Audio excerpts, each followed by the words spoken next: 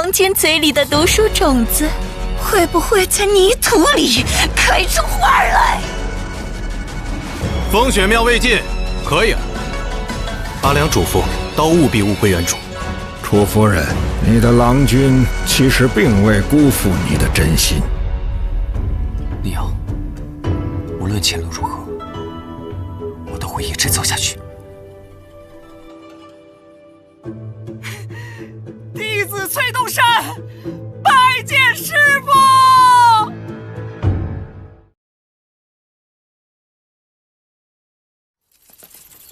哎呀，陈平安，你要是不答应，我就死给你看！碑文上就写陈平安弟子之墓。你可以试试看。你叫崔东山，我叫陈平安，墓碑只会有一块，谁活下来谁帮忙写对方的名字。哎呀，我晓得先生您老人家不放心，你可以考察我一段时间啊。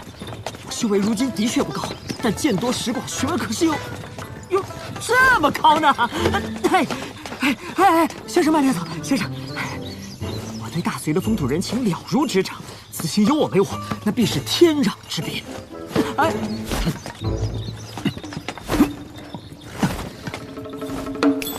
要不要看看拜师礼再说？责备金怪图，这5件修士游历天下，几乎人手一册，我这一册更珍贵，天然孕育出5、6种精美。还有这面雷布斯阴镜，挡得住天下最大剑仙的剑气。笔是藏着一条吃墨鱼的紫管笔，用完之后无需清洗，小鱼儿会自行帮忙吃干抹净。墨是3锭松涛墨，以手指轻敲就会发出松涛阵阵的悦耳响声。只是今时间，一国皇帝敕封山川神灵用上此纸，才显正统。压箱底的是这柄半死不活的本命飞剑，它品相极佳，锋利无比。它最大的好处就是可用后继者养炼剑气，求拿来就能用。陈平安，我是诚心诚意的拜师，我可以发誓，如果我对陈平安有半点坏心，就天打5雷轰。不行。陈平安，我如此心诚，你再这样，拜师礼就要减半了啊！玉簪子不见了，看来是老头子收回去了。你们之前难道没有遇上一个穷酸老秀才？他就没有跟你讲清楚大致缘由？好，我你可以不信，杨老前辈的话你总该信了吧？那边的鬼屋碾碎棋子，自有你们这种家伙能看懂的阴语暗义。看完帮我证个清白。杨老先生特别嘱咐，此人今后与你荣辱与共，生死相关，不敢对你心怀不轨。所以于路、谢谢，你们都是卢氏王朝的刑徒遗民，曾经也是书院的学生。他们出身贫苦，身世可怜至极，多亏了我出手相救，不然早就死在山里了。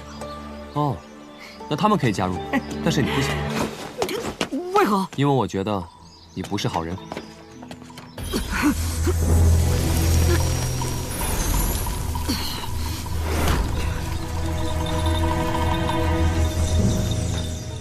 这日子没法过了。被人当狗遛呢，还看不出来？要不要我帮你？等你当了陈平安的学生再说。陈师傅、陈大哥、陈老祖宗，你就收了我这个徒弟吧！你就收了我这个徒弟吧！陈平安，小师叔，今天所讲的是大礼，天命之谓性，率性之谓道，修道之谓教。老头子，你到底要我怎样让我学陈平安什么？不是说呀！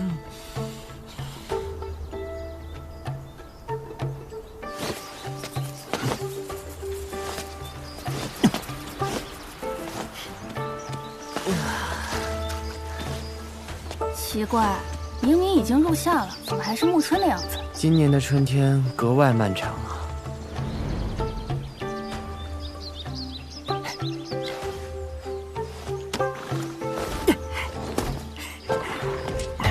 先生，过了隐夫关，就算离开大黎国境了。前方的黄庭国属于大隋的藩属国之一，前身便是上古蜀国蛟龙四伏之地。这里边的往事大有文章。哎，先生，我先前没吹牛吧？啊，有我没我，是不是天壤之别？那，看在我家先生的面子上，给我包圆了。哎，先生，如果有假货，我会让你一件件吃进肚子里。是，您放心，您放心。哎，先生，先生慢点吧。先生，先生。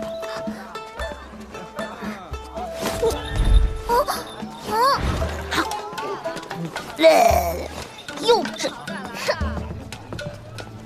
求水神老爷保佑，水神老爷保佑！我问你，哎，先生，一枚金晶铜钱能换多少样血花银？哎呦，能值那么一大座银山呐！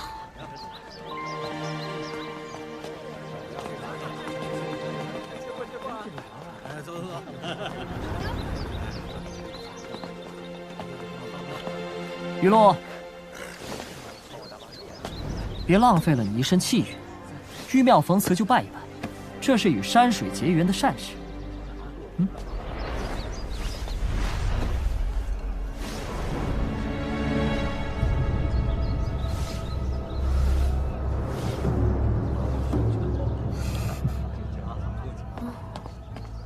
这里一直流传着一条不成文的规矩。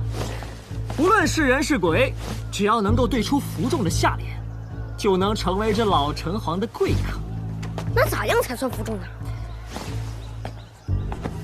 扪心自问。夜深人静，良知清明，扪心自问，脱口而出。黄庭国的百姓都不拜神仙吗？拜，但拜的不是这一尊。求水神老爷保佑！求水神老爷保佑！风调雨顺，事事顺遂。风调雨顺，事事顺遂。求水神老爷保佑！保佑我家事事顺遂！整个黄庭国北部都需要仰仗寒食江滋水。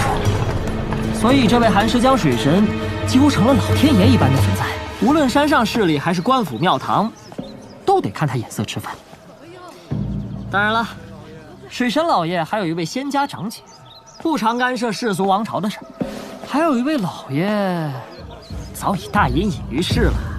总之，这一家子心眼一个比一个多。你怎么对人家家世也这么了解啊？弟子圣贤书也读，杂书也看。那会儿是灵运派黄庭国10数座门派的执拗儿者，算得上是水神老爷的左膀右臂了，因此可以在这里横着走。先生这次来的可真巧，刚好可以赶上这场热闹——水神祭祀大典。小女资质愚钝，求先生不要带走她。求求了！娘，我不要去！孩子！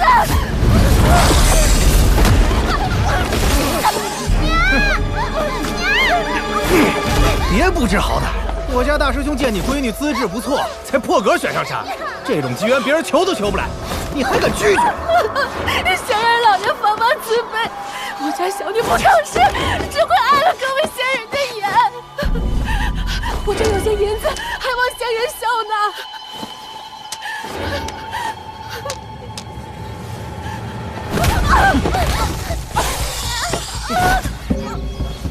师兄，这妇人颇有些姿色，我能不能……母女团圆。别跑！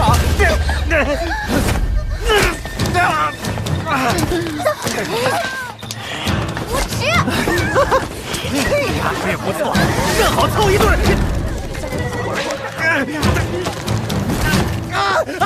大师兄！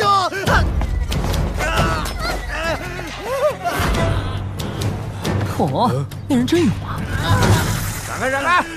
看！我是本郡郡守卫里何事喧哗？魏大人，这群宵小公然干涉我派祭祀，还出手伤人，望大人秉公处理。你们的护蝶呢？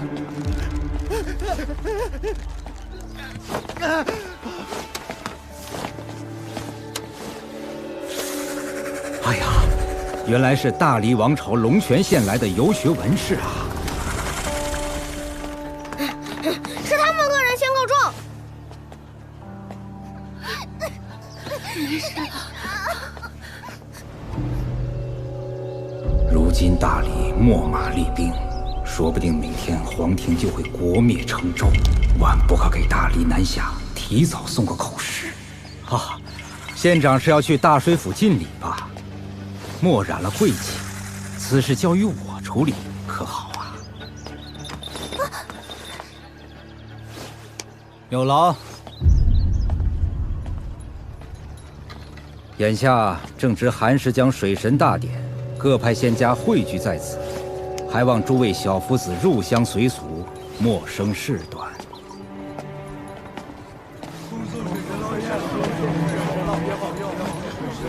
官府就这样放任不管吗？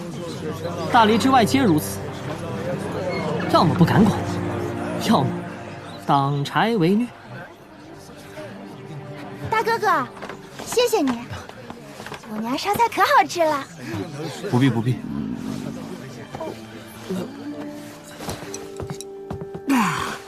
终于吃上山珍海味了，天天喝鱼汤吃腌菜的日子一去不复返了。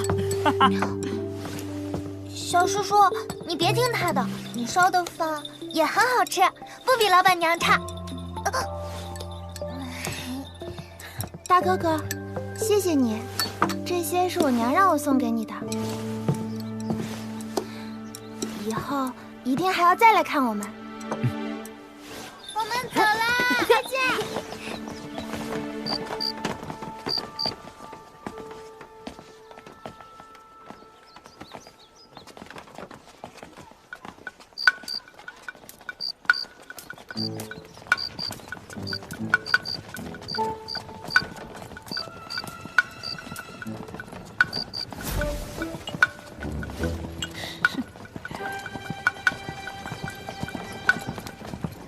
刺头山，这怎么回事？这一锭银子不是你先前买那包货的银子？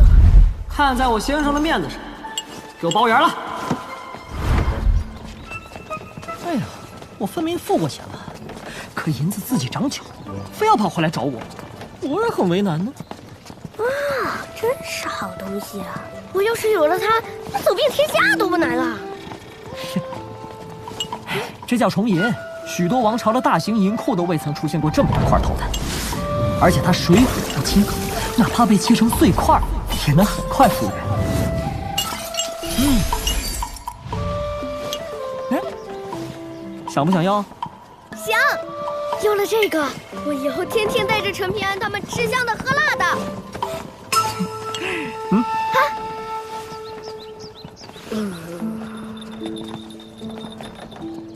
还是算了。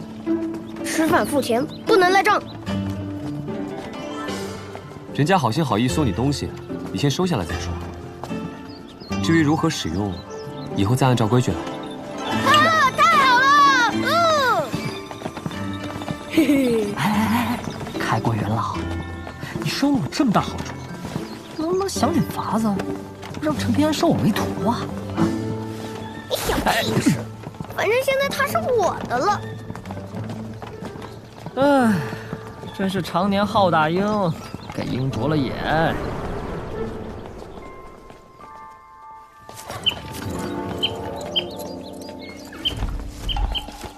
崔东山，你说的那间客栈，真的在这里头？这座秋卢客栈，因为是城隍阁的原址，里头有一口灵泉，所以被一座仙家宗门看重修建而成。入住其中，对修行大有裨益。算得上是顶级奢华的客栈了。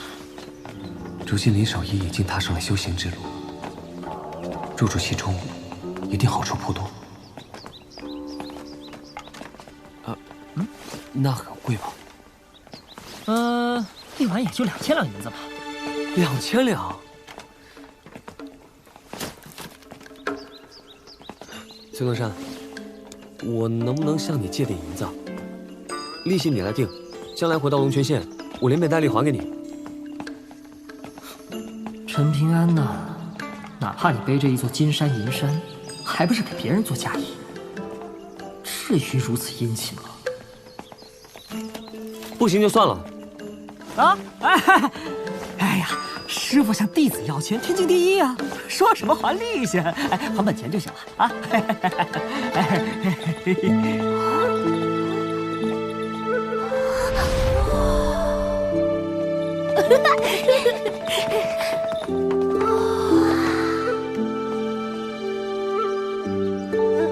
奴家刘佳慧是这间客栈的老板娘。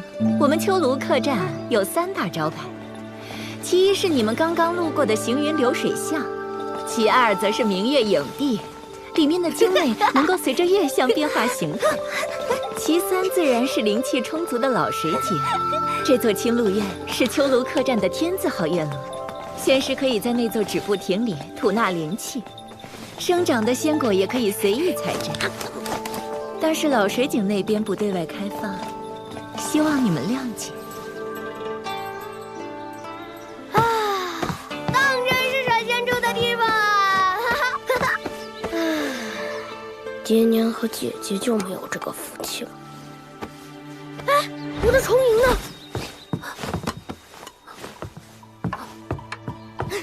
蔡九山，陈平安，你是不是失心疯了？整整2000两银子，就为了在这里住上一晚？你陈平安是郡守老爷的儿子，还是了不起的皇亲国戚啊？哎呀，好心当成驴肝肺的滋味儿，不好受吧？啊？你说林守义会不会把你的私人腰包当成共有财产啊？对财务早有概念的他，在一番利弊权衡之后，觉得自己亏了，才朝你发火。怎么，缺斗士跟搅屎棍儿？那你可曾想过，万一你的好心反而连累了别人，你也没关系。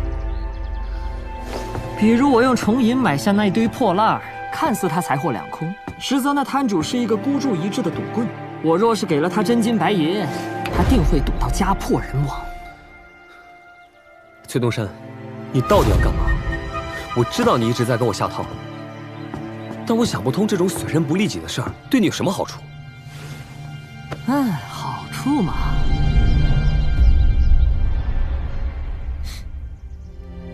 曾经有一个比你稍大的少年，藏着一枚刻着“天下迎春”的印章。陈平安，收我为徒的话，好处可太……你铁了心不收是吧？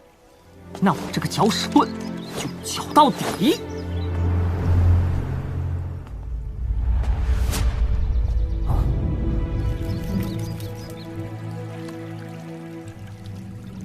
原来印章中的蕴含之物已经重归天地了，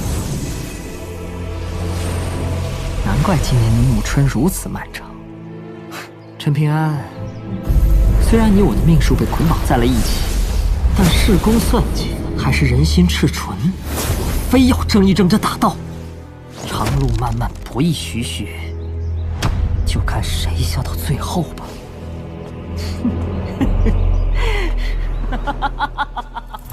嘿嘿，啊，好哎！娘，要下雨了。来，那你可曾想过，万一你的好心反而连累了别人，你也没关系。哎，陈平安，你干嘛去啊？林守义没啥坏心思，你别一拳打死他了！你到底去哪儿嘛？凌云派真的是越来越过分了，仗着他们祖师爷和水神有发迹之恩，就变本加厉，为所欲为。当真以为本官不敢治他们的罪？我的郡守大人，能不能坐下说话？你再这么晃荡下去，奴家就要眼花了。佳慧，你知不知道这些年来，我为这些山上势力擦过多少回屁股？可我黄庭终究国小羸弱，经国君敕封的山水正神屈指可数。因此，我即便知道那些山水正神与朝廷貌合神离，也不得不竭力讨好他们。今天街上的事我都听说了，实在不行，大不了我搬出师门势力，跟凌云派这条地头蛇掰掰手腕。幼稚！以后呢，遭殃的还是老百姓。衣食无忧，太平度日，对老百姓而言何其难也！汉老黄塞哪一次不是饿殍遍野？我求水神老爷，希望他尽可能将气运多节留下在自己的郡内。而这些年来，他们犯下的那些腥臭恶事，我只能拆东墙补西墙，尽力安抚。那些年来大大小小的灾厄，是天灾还是人祸？如果你这个郡守官身是在大黎王朝，不得胡说！若真是被大黎蛮夷一统北方，必是我保平州北方斯文正脉的断绝之日。你要真是铁骨铮铮，你怎么不干脆直接剿了大水府，再上书朝廷，另行册封水神？大人，我知道这些年来你受的委屈，但不这么做，水神又如何能帮你坐上那刺史的位置？身在局中，公欲几分，私欲几何，难骗。我没有骗你吧，我的水神大人？那伙人身上散发出的龙气，浓郁至极，堪称绝世美味，连我都忍不住想要吃掉他们。姐姐，你们紫阳府的消息当真可靠？我告诉你，那伙人中一身龙气的家伙，正是覆灭的卢氏王朝太子。姐姐，那怎么你就不想破开金丹境的瓶颈，甚至突破至元婴境？难不成真要活在父亲的阴影中百年千年？你是不是害怕父亲哪天饿了，就拿咱们填补肚子？想想咱们其余7、8个兄弟姐妹是怎么死的，就不怕我帮你收尸的时候东捡一块西拾一块？我劝你远远秀秀得了，别动歪心思。我又不傻，如今这座天下，儒教圣人订立的规矩越来越繁琐，你我这些蛟龙都要把头压着才对。权衡利弊，谋定而后动的道理我懂，不过我手中的那把刀就不一定了。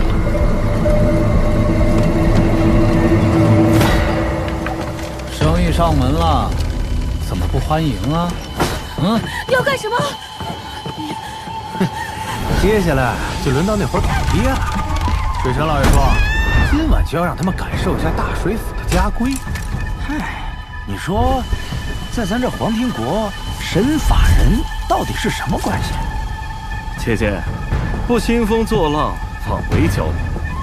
更何况在黄庭国，从来就没有什么天理国法人情，只有一条800里寒湿江途经8郡3州。大哥哥，谢谢你，这些是我娘让我送给你的。大哥哥，以后一定还要再来看我们。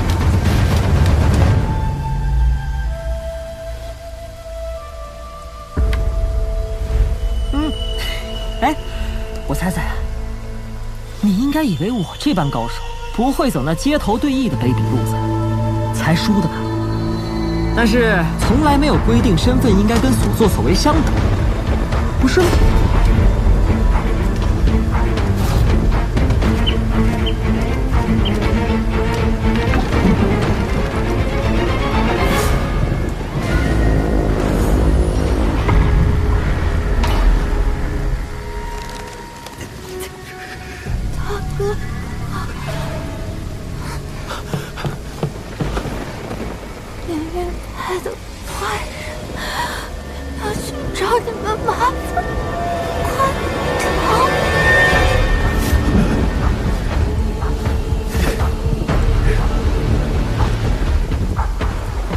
这个不讲道理的道理，你应该懂的。他也一样。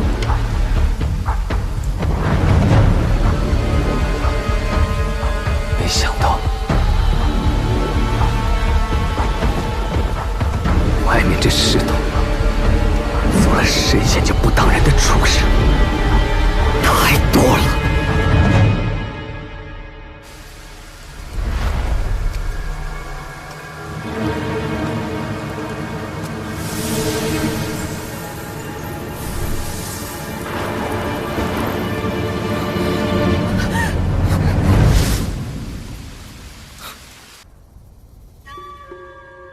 启禀大人，玉簪殿一案，属下定会严查，还百姓一个公道。